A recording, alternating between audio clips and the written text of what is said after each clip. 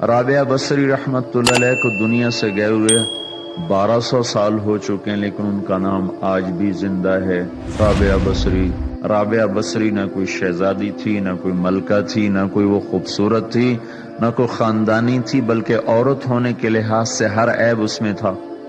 ان کی عادت یہ تھی، وہ روزانہ عشاء کی نماز کے بعد غسل کر کے کپڑے بدل کے اپنے خامن سے پوچھتی آپ کو میری ضرورت ہے؟ اگر وہ کہتے کوئی نہیں ہے تو پھر پوچھتی مجھے اجازت ہے؟ وہ کہتے اجازت ہے تو پھر مصلی پہ کھڑی ہو جاتی اور فجر کی نماز تک مصلی پر کھڑی رہتی تھی۔ ان کا خامن جلدی فوت ہو گیا، جوانی میں ہی بیوہ ہو گئی۔ تو حسن بصری بصرہ کے امام، کیا سارے مسلمانوں کے امام تھے، وہ خود آئے، خود چل کے آئے کہ میں آپ سے شادی کرنا چاہتا ہوں۔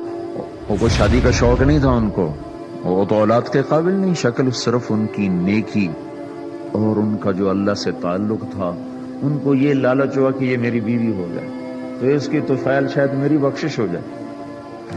تو ان کے پاس آئے، کہنے لگے رابعہ میں آپ سے شادی کرنا چاہتا ہوں، خود پیغام لے کر آئے۔ تو انہوں نے فرمایا میری 4 باتوں کا جواب دے دو تو میں شادی کر لیتا۔ کہنے لگے کیا؟ کہ یہ بتاؤ میں جنتی ہوں کہ دوزخی ہوں؟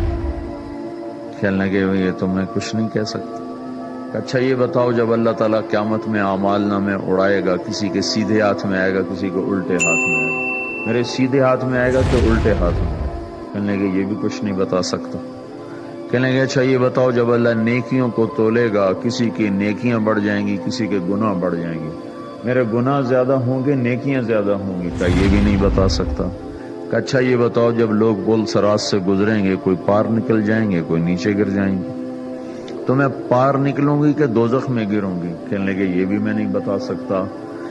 تو پھر فرمایا اچھا جاؤ مجھے تیاری کرنے دو، مجھے ان 4 باتوں کی تیاری کرنی ہے، میرے پاس شادی کے لیے وقت کوئی نہیں ہے۔ جو اللہ سے دوستی لگا لیتے ہیں اللہ دنیا ان کے لیے مسخر کر دیتے، اللہ دنیا ان کے پاؤں میں ڈال دیتے۔ تو جب ان کا انتقال ہوا، رات کو ان کا انتقال ہوا، تو اپنی خادمہ سے کہا بس 2-4 آدمی بلا کے مجھے جلدی سے دفن کر دو، کسی کو نہ بتاؤ، صبح لوگوں کو بتا دینا، اور مجھے کفن دینا میری اس چادر میں جس میں میں تہجد پڑھا کرتی تھی۔ تو انہوں نے راتوں رات دفن کر کے صبح اعلان کیا، شور مچ گیا، ہائے کیوں بتایا، کیوں نہیں بتایا، کیوں؟ تو اگلی رات ان کی خادمہ نے ان کو خواب میں دیکھا، سبز لباس پہنا ہوا، حسن و جمال، سورج چہرے پہ چمک رہا۔ پوچھا آپ کے ساتھ کیا ہوا؟ کہا میرے اللہ نے میرے ساتھ بہت عمدہ معاملہ کیا۔ کہا آپ کی وہ چادر کہاں گئی جس میں آپ کو کفن دیا تھا؟ کہا وہ اللہ تعالیٰ نے اتار لی ہے اور مجھے جنت کا جوڑا پہنایا ہے، اور اس چادر کو اللہ نے سنبھال کے رکھا ہے، جب قیامت کے دن میری نیکیوں کو اللہ تولے گا تو اس چادر کو بھی اس میں تولے گا۔ انہوں نے پوچھا منکر نکیر کا کیا ہوا؟ کہا وہ آئے تھے تو انہوں نے مجھ سے کہا من ربکی، تیرا رب کون ہے، تیرا رب کون ہے؟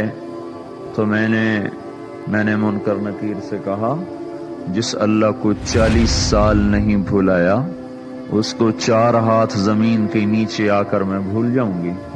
کہ جس رب کو 40 سال میں نہ بھلا سکی اس کو 4 ہاتھ زمین کے نیچے آ کر میں بھول جاؤں گی؟ تو منکر نکیر نے کہا اس کا آگے کیا حساب لینا، چلو بھائی واپس چلو۔